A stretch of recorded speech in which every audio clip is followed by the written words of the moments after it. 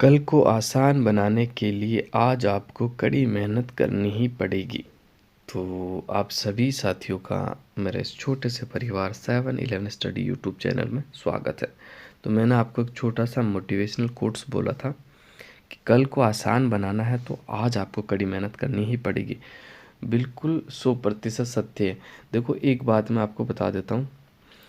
आज अगर आप 8 घंटे मेहनत करके कोई जॉब नहीं लग सकते हो ना, तो तैयार रहना कि 8 घंटे आपको मज़दूरी करनी पड़ेगी। मज़दूरी का मतलब जैसे कोई भी काम हुआ, आपका कंस्ट्रक्शन का काम हुआ, कलर पेंट्स का काम हुआ, है ना, या फिर कहीं भी आप जाओगे ना ड्यूटी पे, प्राइवेट जॉब भी करोगे तो 8 घंटा करना पड़ेगा। इसलिए आज आसान है 8 घंटा पढ़ना, कल आसान नहीं है 8 घंटे की मज़दूरी करना। इसलिए कहते हैं कि अच्छे से मेहनत कीजिएगा, सिलेक्शन होगा। क्योंकि सपनों को सच करने के लिए पहले सपनों को ध्यान से देखना होता है। समझ रहे हो मेरी बात को? अगर आप अपने सपनों को सच करना चाहते हो तो पहले सपनों को ध्यान से देखो, तब जाके सपना सच होता है, ऐसे सच नहीं होता। इसलिए बस यही कहना आप लोगों से कि आप जो साथी पशु परिचर की तैयारी कर रहे हैं, बिल्कुल देखो, अपनी माइंड की कंसिस्टेंसी की तैयारी करनी, माइंड में स्थिरता होनी चाहिए। देखो, वैकेंसियाँ बहुत सारी है, लेकिन सफल वही बंदा होता है जो अपनी मंजिल को सामने रखता है कि भाई मुझे तो बस ये करना है। मैं ये नहीं कहता एग्ज़ाम मत दो, एग्ज़ाम सारे दो, लेकिन मंजिल सामने एक रखो। दो नाव में सवार मत होना। जिसे पक्का एक बार में सिलेक्शन चाहिए ना, बस उसे तो पशु परिचर ही दिखना चाहिए सामने, और कुछ भी नहीं दिखना चाहिए। ठीक है। और दूसरा, अगर आप सफल होना चाहते हो तो आपको अपने काम में एकाग्रता लानी पड़ेगी। बिल्कुल एकांत के अंदर और एकाग्रता की मेरा टारगेट यही है, तब जाके आपको सफलता मिल जाएगी। तो आज अपना ये जो पेपर है 2020 वाला पेपर है, यांत्रिक डिप्लोमा जीएन वाला पेपर था। इसमें राजस्थान जीके के आपके 40 क्वेश्चन पूछे गए, तो उन्हीं 40 क्वेश्चन को आज अपन अच्छे से हल करेंगे। तो बिल्कुल आप अपना जो शेड्यूल बना लेना, जिसने अभी तक नहीं बनाया मैं कह दूंगा आपको बना ले, वो अच्छे से बना ले। क्लियर? देखो, पहला सवाल आपके सामने है, और एक तरफ आपको कृषि जलवायु प्रदेश दिए हुए, एक तरफ आपको जिले दिए हुए। तो बिल्कुल देख लेते हैं अपन। देखो, निम्न में से कौन सा जोड़ा सही सुमेलित है? सही सुमेलित है, देखो तो मैं बता देता हूँ आपको कौन सा सही सुमेलित है। ठीक है, तो इसका जो अपन देख लेते हैं।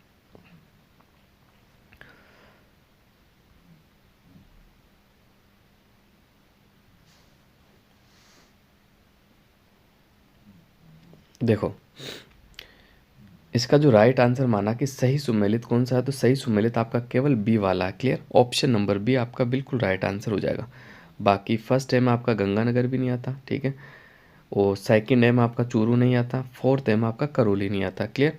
अब देखो, मैं बता देता हूँ आपको, ये जो दिए हुए आपको राजस्थान के कृषि जलवायु प्रदेश दिए हुए, राजस्थान में कुल कितने कृषि जलवायु प्रदेश है, तो 10 कृषि जलवायु प्रदेश है। क्लियर? अब देखना, आप याद करना, सबसे बड़ा कृषि जलवायु प्रदेश की बात कर लो तो फर्स्ट सी है, और सबसे छोटे कृषि जलवायु की बात कर लो तो फोर्थ भी है। क्लियर? ये आपको याद रखना। अब देखो, मैं इंपॉर्टेंट चीज़ आपको बता देता हूँ। पूरे 10 कृषि जलवायु प्रदेशों के नाम मैं आपके सामने लिख रहा हूँ। ठीक है, फर्स्ट ए, फर्स्ट बी और फर्स्ट सी। इसके बाद second A, second B, third A, third B,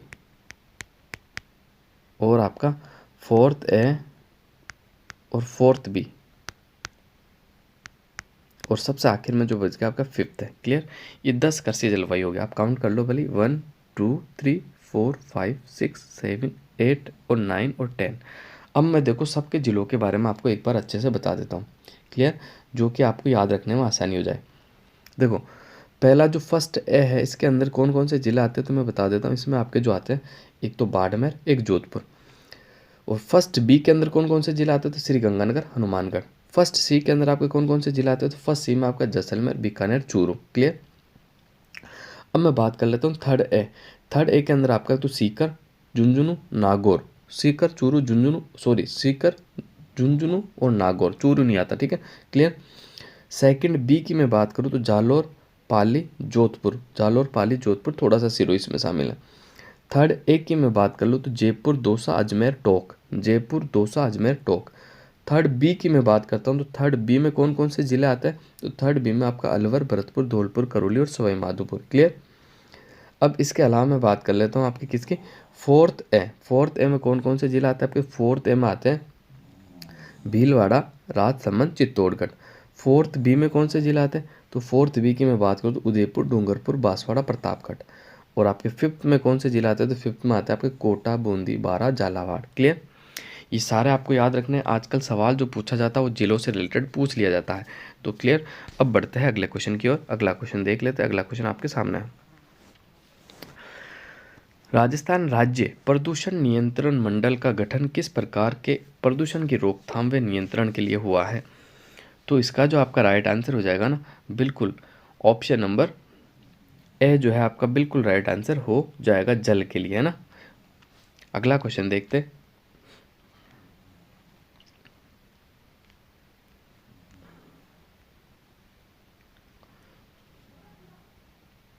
सेवण और लवण घास राजस्थान के किस जलवायु प्रदेश में उगती है, तो तीसरा का जो राइट आंसर हो जाएगा आपका बिल्कुल शुष्क प्रदेश में उगती है। कहाँ उगती है, शुष्क प्रदेश में उगती है। अब देखो थोड़ा सा अगर मैं घास के बारे में आपको बता देता हूँ, क्योंकि घास जो है ना आपके पार्ट बी में भी पूछी जाएगी। पार्ट ए में तो पूछेंगे, पार्ट बी में भी आएगी, तो थोड़ी सी मैं आपको बता देता हूँ। देखो सबसे पहले आपको याद रखना है एक घास कौन सी है आपकी, तो सेवण घास। सेवण घास के बारे में मैं ज़रूर बताऊंगा, इंपॉर्टेंट है, पार्ट बी में भी पूछा जाएगा, ध्यान से सुनना। सेवण घास जो है ना आपकी, ये देखो जैसलमेर के उत्तर पश्चिम के भुट्टे वाले यानी मोहनगढ़ एवं रामगढ़ जवाई ताला क्षेत्रों में पाई जाती है। और ये पौष्टिक घास है, बिल्कुल आपको याद रखना। कैसी घास है भाई, पौष्टिक घास है जो मरुस्थल के विस्तार को भी रोकती है। ये घास लाठी सीरीज क्षेत्र में पाई जाती है। और इसका जो वैज्ञानिक नाम है ना आपका, वो है आपका लिसी यूरूस। देखो लस्सी यूरूस सीडिकस। ये सवाल एग्जाम में बन सकता है आपका, इस वैज्ञानिक नाम भी पूछा जा सकता है। क्लियर। दूसरा एक घास है आपकी लेमन घास। लेमन घास यानी मोथा घास उसे कहते हैं, ठीक है। और ये जो है ना, ये सबसे सुगंधित घास है आपकी। और ये घास जो केवल पाई जाती है घना पक्षी अभ्यारण्य में पाई जाती है। कहाँ पाई जाती है भाई, घना पक्षी अभ्यारण्य। घना पक्षी अभ्यारण्य कहाँ आप सभी को पता होगा, ठीक है। नहीं पता है तो कमेंट करके बताना। इसके अलावा मैं बात कर लेता हूँ तो एक और एक घास है आपकी मोचिया साइप्रस। देखो मोचिया साइप्रस, ये जो घास बता रहा हूँ ना, पार्ट बी में भी पूछी जाएगी, ध्यान से सुनना। और नोट्स बना रहे हो तो ध्यान से लिखना। मोचिया साइप्रस ये जो पाई जाती है आपके चूरू के ताल छापर अभ्यारण्य में पाई जाती है भाई। कहाँ पाई जाती है, चूरू के ताल छापर में पाई जाती है। इसके अलावा मैं बात कर लेता हूँ, एक आपकी घास है धामण घास। कौन सी घास है भाई, धामण घास। ये जो धामण घास है ना, ये घास जो है मवेशियों की जीविका का मुख्य आधार भी है। और ये घास दुधारू पशुओं के लिए सबसे बेहतरीन यानी सर्वोत्तम मानी जाती है। क्लियर। और एक आपकी घास है गाजर घास, के बारे में बता देता हूँ आपको। कौन सी घास है, गाजर घास। ये ना गाजर घास, आपकी गाजर घास जो है ये अमेरिका से आयातित है। गेहूं के साथ इस घास के बीज भारत में आ गए। इस घास में जयपुर जिला सबसे अधिक प्रभावित है, ठीक है। और इस घास को चर्म रोग और अस्थमा का वाहक भी माना जाता है। बिल्कुल आपको याद रखना है। यानी ये जो घास है अच्छी नहीं है, नुकसानदेह है गाजर घास। अब बढ़ते हैं अगले क्वेश्चन की और अगला क्वेश्चन देख लेते हैं। अगला क्वेश्चन आपके सामने है, क्वेश्चन नंबर थर्ड आपके सामने है। निम्नलिखित में से कौन सी परियोजना मध्य प्रदेश, गुजरात, राजस्थान राज्यों का मध्य एक संयुक्त उपक्रम है, तो इसका जो अपना राइट आंसर हो जाएगा कौन सा, फोर्थ क्वेश्चन है आपका ये। फोर्थ क्वेश्चन का जो आपका बिल्कुल राइट आंसर हो जाएगा option number C, Narmada. Clear. इसका जो राइट आंसर हो जाएगा कौन सा हो जाएगा, नर्मदा आपका बिल्कुल राइट आंसर हो जाएगा। अब देखो मैं आपको बताता हूँ इंपॉर्टेंट फैक्ट। इसमें एक तो मध्य प्रदेश, गुजरात और राजस्थान, राजस्थान के साथ इसको महाराष्ट्र भी ऐड कर लेना है। इसमें चार आपके स्टेट शामिल है। कौन सी में, नर्मदा नदी परियोजना में। क्लियर। अब मैं बात कर लेता हूँ कि चंबल परियोजना। चंबल परियोजना में एक तो आपका राजस्थान है, दूसरा आपका एमपी है भी। दो ही राज्य है, ठीक है, दो राज्यों का संयुक्त प्रक्रम है। इसके अलावा मैं बात कर लेता हूँ आपकी माही बजाज सागर। माही बजाज सागर देखो एक तो आपका राजस्थान, दूसरा आपका गुजरात, ठीक है, दूसरा आपका गुजरात हो जाएगा। राजस्थान और गुजरात का जो संयुक्त प्रक्रम है, संयुक्त परियोजना जो है वो कौन सी है, माही बजाज सागर। क्लियर। इसके अलावा इंदिरा गांधी नहर परियोजना ये केवल राजस्थान की है भैया ना, केवल राजस्थान को पानी मिलता है इसमें, और किसी को नहीं मिलता। इसके अलावा मैं बात कर लेता हूँ ना भाखड़ा नांगल परियोजना। कौन सी? भाखड़ा नांगल परियोजना जो है ना, इसमें आपको पंजाब, हरियाणा और राजस्थान को मिलता है। एक है आपकी व्यास परियोजना। व्यास परियोजना की मैं बात कर लूँ तो व्यास परियोजना में पंजाब है आपका, हरियाणा है, हिमाचल भी है, हिमाचल भी शामिल है और राजस्थान भी शामिल है। क्लियर? बिल्कुल आपको याद रखना है। इसके अलावा देखो मैं बात कर लेता हूँ, तो इसके अलावा मैं आपको बताता हूँ, राणा प्रताप सागर केवल राजस्थान है, बिल्कुल आपको याद रखना, ठीक है। और जवाहर सागर बांध ये भी केवल राजस्थान ही है आपका। क्लियर? तो ये आपको सारे फैक्ट याद रखने हैं। अब बढ़ते हैं आगे।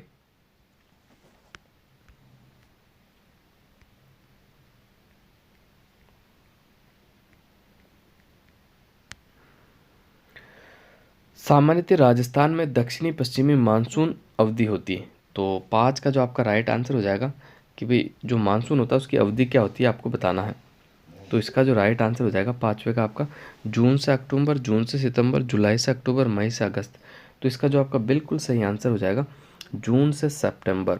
ऑप्शन नंबर बी जो है आपका बिल्कुल राइट आंसर हो जाएगा। क्लियर? अब देखो मानसून आया तो मानसून के बारे में कुछ फैक्ट मैं आपको बता ही देता हूँ। आपको याद रखना है राज्य में सर्वाधिक आर्द्रता वाला महीना कौन सा है, तो आपको याद रखना अगस्त। यानी राजस्थान में सबसे ज़्यादा आर्द्रता वाला महीना हो गया आपका अगस्त। क्लियर? अब मैं बात कर लेता हूँ सबसे कम आर्द्रता वाला महीना। सबसे कम आर्द्रता वाला महीना आपका अप्रैल। कौन सा हो जाएगा? अप्रैल। इसके अलावा सर्वाधिक आर्द्रता वाला जिला हो जाएगा आपका झालावाड़। कौन सा जिला हो जाएगा? झालावाड़। और सबसे न्यूनतम आर्द्रता वाला जो जिला हो जाएगा आपका बीकानेर है। सबसे न्यूनतम आर्द्रता वाला जिला कौन सा हो जाएगा? बीकानेर।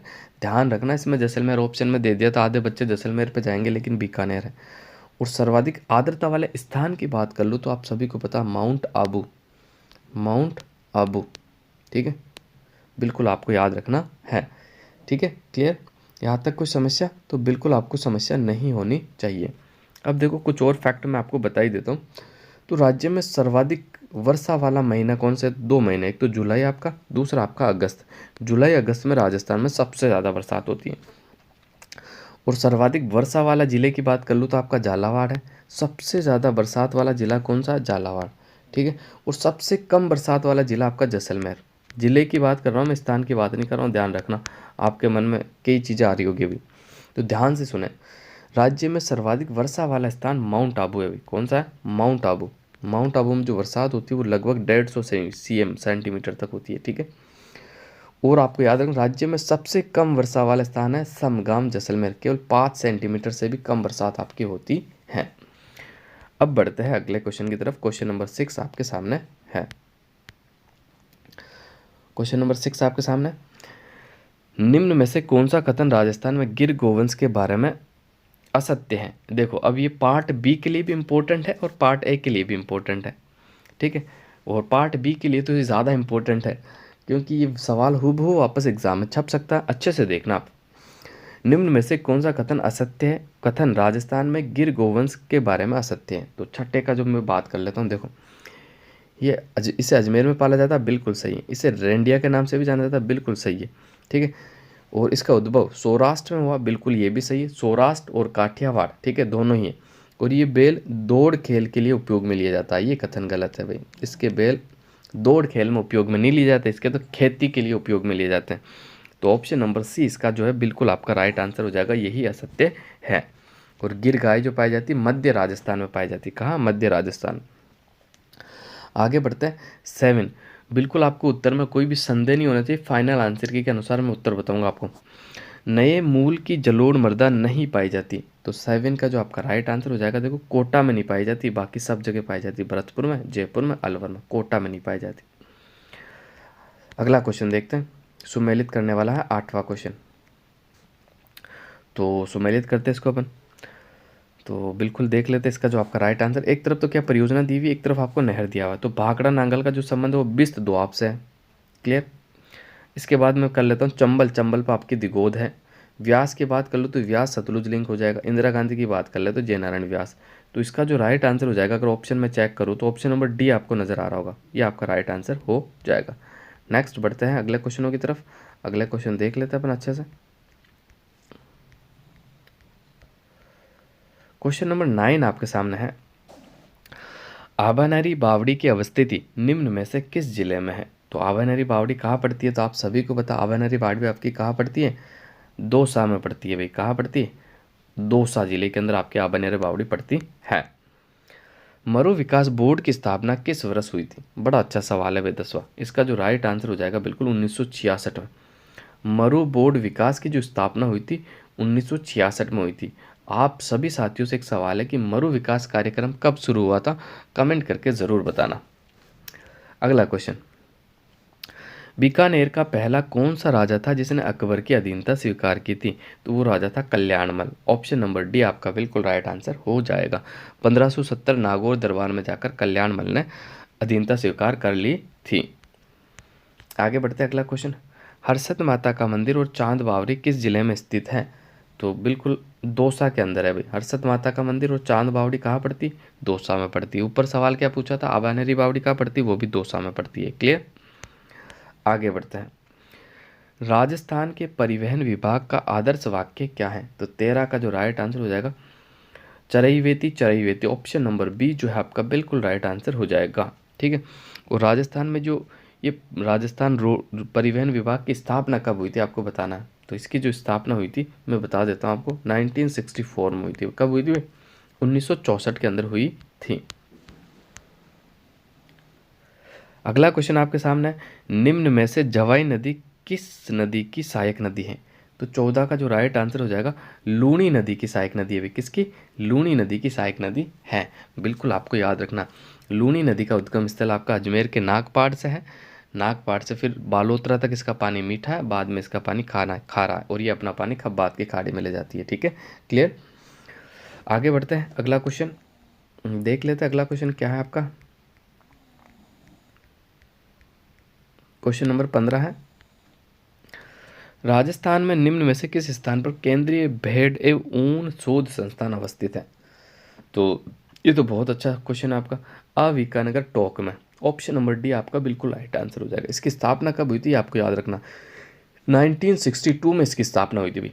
कब हुई थी? 1962 में इसकी स्थापना आपकी हुई थी। बिल्कुल आपको याद रखना है। आगे बढ़ते हैं, बीकानेरी नरमा और मालवी किसकी किस्म है आपको बतानी? तो 16 का जो राइट आंसर हो जाएगा ना, ये कपास की है भाई। ठीक है, कपास की किस्म है बीकानेरी नरमा और मालवी जो किस्म है किसकी? कपास की किस्में हैं। आगे बढ़ते हैं, राजस्थान के कुल भौगोलिक क्षेत्रफल का लगभग कितना प्रतिशत पश्चिमी मरुस्थल प्रदेश के तहत आता है? तो आप सभी को पता 61.11 है, तो इसमें 61 आपका बिल्कुल राइट आंसर माना जाएगा। क्लियर? आगे बढ़ते हैं, देखो वालरा पद्धति जो कि पर्यावरणीय अवनयन का कारण है का एक प्रकार है। किसका? तो ये कृषि का एक प्रकार है भाई। राजस्थान में आदिवासियों द्वारा जो कृषि की जाती है उसे वालरा कहा जाता है। ये दक्षिणी राजस्थान में आपकी की जाती है। क्लियर? अब आगे बढ़ते हैं, अगला क्वेश्चन, निम्न में से कौन सी रेखा राजस्थान के दक्षिणी भाग से गुजरती है? तो प्रधान मध्यान्ह रेखा, मकर रेखा, करक रेखा, विषुवत रेखा। तो बिल्कुल आपका राइट आंसर हो जाएगा करक रेखा। करक रेखा राजस्थान के डूंगरपुर जिले को तो बिल्कुल छूती हुई और बांसवाड़ा के मध्य से गुजरती है। बिल्कुल आपको याद रखना है। अब बढ़ते हैं अगले क्वेश्चनों की तरफ। अगले क्वेश्चन देख लेते हैं। ये रहा आपका अगला क्वेश्चन 20, राजस्थान में निम्न में से किस नदी पर बिसलपुर बांध अवस्थित है? यानी बिसलपुर बांध कौन सी नदी पर बना हुआ आपको बताना है। तो आपका बिसलपुर बांध जो बना हुआ बनास नदी पे बना हुआ। बनास नदी जो निकलती है आपके खमनोर की पहाड़ियों से निकलती है, राजसमंद में स्थित है खमनोर की पहाड़ियाँ कुंभलगढ़ के पास, वहाँ से आपका इसका उद्गम स्थल है। इसे वन की आशा और वर्णासा के नाम से भी जाना जाता है। राजस्थान में सबसे लंबी नदी अगर पूछ ले तो बनास है, और राजस्थान की सबसे लंबी पूछ ले तो चंबल है। क्लियर? बिल्कुल आपको याद रखना, बिसलपुर बांध जो कि कंक्रीट से निर्मित राजस्थान का एकमात्र बांध है। बिल्कुल आपको याद रखना, राजस्थान का सबसे लंबा बांध माही बजाज सागर है। कौन सा है भाई? माही बजाज सागर। और सबसे ऊंचा बांध, राजस्थान का सबसे ऊंचा बांध जाखम है। मैंने पिछली कुछ क्लासों में आपको जवाई बोल दिया था, तो आप सुधार कर लेना। राजस्थान का सबसे ऊंचा बांध आपका जाखम बांध है और 81 मीटर ऊंचा है। कितना भी? 81 मीटर ऊंचा है। और भ्राव दृष्टि से राजस्थान का सबसे बड़ा बांध जो है वो राणा प्रताप सागर है। कौन सा है भाई? राणा प्रताप सागर। और मिट्टी से निर्मित बांध राजस्थान का पाचड़ा बांध है। कौन सा बांध है? पाचड़ा बांध है। आगे बढ़ते हैं, अगला क्वेश्चन आपके सामने। जयपुर मेट्रो रेल प्रणाली भारत की ऐसी प्रणाली है, तो भारत की कौन सी प्रणाली है? तो भारत की छठी प्रणाली, यानी कौन सी प्रणाली होगी? भारत की छठी प्रणाली है जहां पर आपकी मेट्रो की व्यवस्था लागू की गई थी। अगला क्वेश्चन देखते हैं। इंदिरा लिफ्ट सिंचाई परियोजना राजस्थान के किस जिले में स्थित है? तो 22 का जो राइट आंसर हो जाएगा बिल्कुल सवाई माधोपुर में। देखो ध्यान से सुनना, ये इंदिरा लिफ्ट सिंचाई परियोजना और एक है इंदिरा गांधी नहर आईजीएनपी।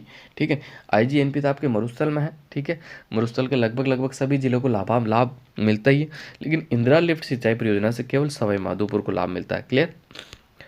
बढ़ते हैं अगले क्वेश्चन की ओर। वल्लभ विलास की रचना किसने करी? अब बताओ, ये सवाल कितनी बार मैंने आपको बताया। जब भी सूर्यमल मिश्रण की कृति आती थी ना, तो मैं बताता था आपको सारे ग्रंथ। इसका जो राइट आंसर हो जाएगा पहले तो ऑप्शन नंबर डी, एक तो वल्लभ विलास मैंने बताया, वंश भास्कर, वीर सतसी, सती रासो, राम रंजाट, चित्रकला और छंदमयूख, ये सारे ग्रंथ जो है सूर्यमल मिश्रण जी के, और इनका संबंध बूंदी रियासत से, और ये राम सिंह के दरबार में रहते थे। ठीक है, और इनका सबसे प्रसिद्ध ग्रंथ जो है वंश भास्कर है। इसको जो कंप्लीट किया था, इनके जो दत्तक पुत्र थे वो मुरारी दान ने किया था। ये सब बातें मैंने पहले बताई, इसलिए कहता हूँ मेरे बताए हुए फैक्ट याद रखो आप। हूबहू मेरे बताए हुए फैक्ट आपके एग्जाम पेपर में आपको देखने को मिलेंगे। बताता हूँ, कहीं जाने की ज़रूरत नहीं। एक बार फिर कहता हूँ मैं, देखो आप छोड़ के भी चले जाओगे मुझे कोई फ़र्क नहीं पड़ता, लेकिन मैं बताता हूँ 100% आपकी इतनी बेहतरीन तैयारी कराऊंगा मैं कि आप खुद पेपर मैच करना। मतलब आपके जीके के मेरे हिसाब से 75 क्वेश्चन पूछे जाएंगे। 75 क्वेश्चन में से हूबहू आपको 70 क्वेश्चन मिलेंगे, और जैसा मैंने बताया ना वैसा का वैसे 70 क्वेश्चन आपके पेपर में छपेंगे। ये मैं पहले प्रूफ भी कर चुका हूँ और पेपर होने के बाद भी प्रूफ कर दूंगा। अभी जूनियर अकाउंटेंट में मैंने आपको बताया था, एग्रीकल्चर सुपरवाइजर का पेपर मैंने आपको बताया था, सोल्व करवा रखा, जाके देख सकते हो। सारे बताए हुए फैक्ट एग्जाम में आए। यानी मैं कहता हूँ कहीं मत फिरो, कोई बड़ा संस्थान, कोई छोटा संस्थान, कोई सा भी, लेकिन अगर आपको सही तैयारी करनी है ना, सही मायने के अंदर, तो चैनल से जुड़िए।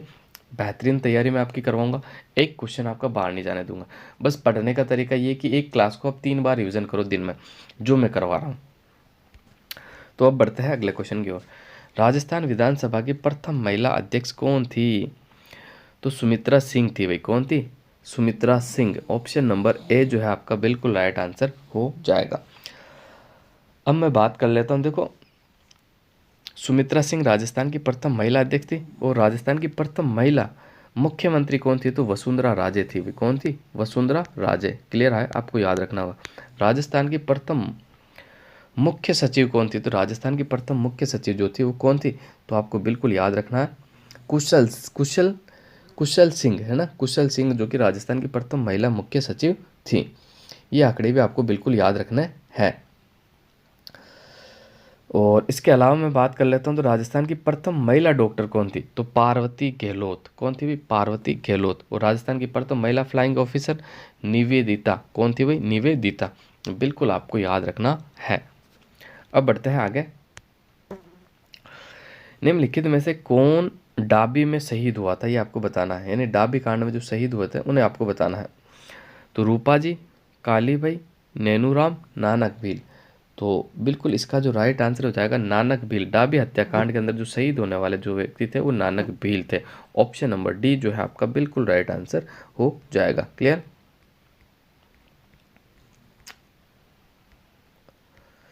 क्वेश्चन नंबर 26 आपके सामने।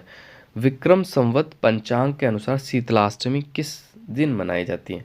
तो बिल्कुल इसका जो राइट आंसर हो जाएगा Chaitra Krishna Ashtami. Option number D जो है आपका बिल्कुल राइट आंसर हो जाएगा भाई। ऑप्शन नंबर डी आपका बिल्कुल राइट आंसर हो जाएगा। और चैत्र कृष्ण अष्टमी को ये आपका गुड़ला का त्यौहार मनाया जाता है जोधपुर में, और शीतलाष्टमी मनाई जाती है आपके जयपुर में।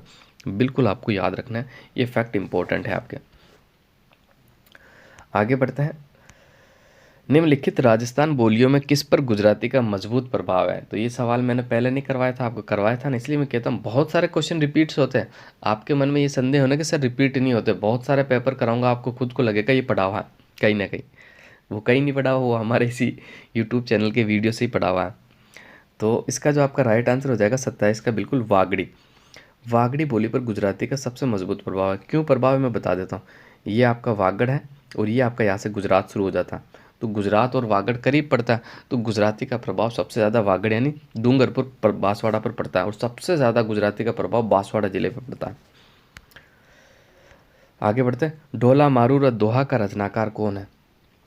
तो ढोला मारूर दोहा का जो रचनाकार है ना, इसका जो आपका राइट आंसर हो जाएगा बिल्कुल कवि कल्लोल। ऑप्शन नंबर बी जो है आपका बिल्कुल राइट आंसर हो जाएगा। आगे बढ़ते हैं।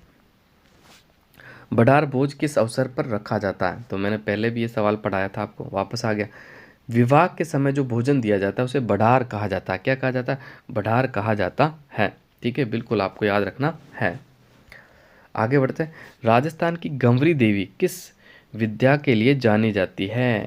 तो राजस्थान की जो गंवरी देवी जानी जाती है वो मांड गायन के लिए जानी जाती है। किसके लिए। मांड गायन के लिए जानी जाती है। देखो राजस्थान में दो गंवरी, एक तो गंवरी देवी जिनका मांड गायन से संबंध, एक है गंवरी बाई जो कि राजस्थान की जो मीरा कहलाती है। राजस्थान की जो मीरा वो आपको उसका जो संबंध है डूंगरपुर से। कहाँ से भाई, डूंगरपुर से है। बिल्कुल आपको याद रखना है। आगे बढ़ते हैं, अगला क्वेश्चन देखते हैं।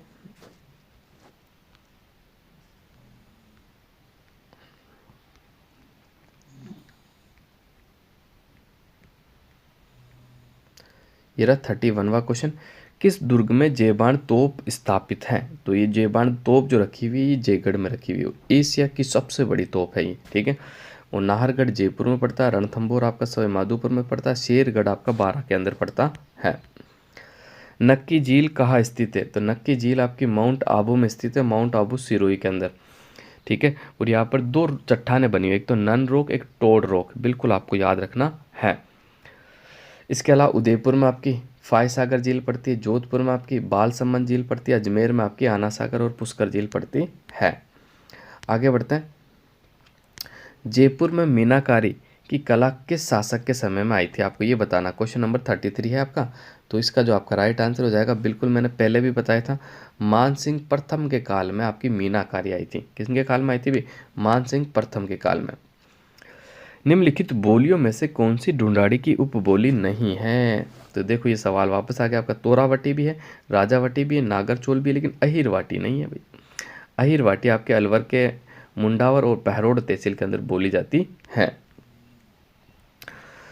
निम्नलिखित में से कौन सा एक लोक चित्रकला का अंग नहीं है। देखो फड़ भी है, सांजी भी है, पतवारी भी है, बनी ठनी नहीं है भाई। इसका जो राइट आंसर हो जाएगा आपका बिल्कुल ऑप्शन नंबर, देखो कौन सा क्वेश्चन था ये आपका 35 था ना, तो 35 का बिल्कुल हाँ बी वाला ऑप्शन आपका बिल्कुल राइट आंसर हो जाएगा। बनी ठनी जो चित्रकला है इसका जो संबंध है चित्र का वो किशनगढ़ शैली से है। ठीक है, बिल्कुल आपको याद रखना। और ये चित्र जो बनाया था मोर ध्वज निहाल चंद ने बनाया था। इसे भारत की मोनालिसा कहा जाता। क्या कहा जाता, भारत की मोनालिसा। और इसे भारत की मोनालिसा कहने वाले व्यक्ति कौन थे, एरिक डिक्सन थे भाई। कौन थे, एरिक डिक्सन। अब बढ़ते हैं अगले क्वेश्चन की तरफ। अगला क्वेश्चन देख लेते हैं आपका 36वां क्वेश्चन है आपका। बांधो और रंगो कला के लिए राजस्थान का कौन सा स्थान फेमस है। तो देखो बड़ा शानदार सवाल है ये। बांधो और रंगो कला के लिए, बांधो और रंगो कला के लिए आपका राजस्थान की राजधानी जयपुर फेमस है भाई। कौन सा जिला फेमस है, राजस्थान का जयपुर। आगे बढ़ते हैं। किस वर्ष सांबर झील में नमक पर ब्रिटिश एकाधिकार स्थापित हुआ था। तो 37 की अगर मैं सही आंसर की बात कर लूँ तो 1869 ईस्वी। 1869 ईस्वी के अंदर आपका ब्रिटिश का एकाधिकार हो गया था सांबर झील पर। सांबर झील का जो निर्माण है वो वासुदेव चौहान ने करवाया था 551 ईस्वी में बिजूलिया शिलालेख के अनुसार। बिजूलिया शिलालेख 1170 ईस्वी का है। ठीक है, सांबर झील में 4 नदियाँ अपना पानी लाती है, मेंथा, ठीक है, रूपनगढ़, खारी, खंडेली। सबसे ज़्यादा जो लवण लाती है वो मंथा नदी लाती है। कौन सी, मंथा, मेंढा, एक ही बात है। अगला क्वेश्चन 1803 में अंग्रेजों के साथ संधि करने वाला अलवर राज्य के शासक का नाम बताइए। तो 38 का जो राइट आंसर हो जाएगा आपका बिल्कुल option number B Bakhtawar Singh था भाई। कौन था, Bakhtawar Singh. Option number B आपका बिल्कुल राइट आंसर हो जाएगा। देखो मेरे टेलीग्राम चैनल पे मैं आपको बिल्कुल क्विज करवा रहा हूँ। ये देखो कल ही मैंने क्रांति के जितने भी शासक हुए थे ना 1857 की क्रांति में, वो क्विज करवाई थी। तो आप लोग ऐसा करो, जो अपनी तैयारी बेहतरीन कर रहे हैं तो वो मेरा टेलीग्राम चैनल को भी ज्वाइन कर लेना, तो वहाँ से आपको क्विज मिल जाएगी, ठीक है। अब आगे बढ़ते हैं, और उसका लिंक डिस्क्रिप्शन में है, डिस्क्रिप्शन में जाते हैं आपको लिंक नज़र आ जाएगा, ठीक है। 39वां क्वेश्चन अपन देख लेते हैं। संयुक्त राजस्थान जो राजस्थान संघ में मेवाड़ के विलय से अस्तित्व में आया था, इसका उद्घाटन किसने किया था? अब मैंने कितनी बार आपको समझाया, बताओ समझाया नहीं समझाया, किसको याद है मेरी ट्रिक? कमेंट करके बताओ। गाडगिल गाडगिल चाचा पटेल, गाडगिल गाडगिल चाचा पटेल, कितनी बार मैंने आपको बताया था? तो 39 जो राइट आंसर हो जाएगा ऑप्शन नंबर बी। मैंने बताया था प्रथम चरण गाडगिल, दूसरा चरण गाडगिल, तीसरा चरण चाचा पटेल, चाचा है ना जवाहरलाल नेहरू, और चौथा आपका पटेल, यानी गाडगिल गाडगिल चाचा पटेल, एनवी गाडगिल, पंडित जवाहरलाल नेहरू और सरदार वल्लभ भाई पटेल, पहला, दूसरा, तीसरा और चौथा चरण। क्लियर। और आज के आखिरी क्वेश्चन की बात कर लेते, जयपुर शहर का वास्तुकार एवं नगर नियोजक कौन था? तो इसका जो राइट आंसर हो जाएगा विद्याधर भट्टाचार्य, जो कि एक बंगाली वास्तुकार था, ठीक है। बिल्कुल आपको याद रखना, ऑप्शन नंबर ए आपका बिल्कुल राइट आंसर हो जाएगा। जयपुर की स्थापना जो हुई थी 1727 में हुई थी, किसके द्वारा की गई थी? सवाई जय सिंह के द्वारा। किसके द्वारा? सवाई जय सिंह के द्वारा की गई थी। बिल्कुल आपको ये फैक्ट भी याद रखना है। जयपुर को पिंक सिटी यानी गुलाबी शहर के नाम से जाना जाता है, और जयपुर को ही आपको पूर्व का पेरिस कहा जाता है। क्या कहा जाता? पूर्व का पेरिस। पूर्व का वेनिस आपका उदयपुर कहलाता, पूर्व का पेरिस आपका जयपुर कहलाता। क्लियर। बिल्कुल आपको याद रखना है। तो आज के लिए बस इतना ही, मिलते हैं अगली क्लास में नए फैक्टों के साथ। तो धन्यवाद।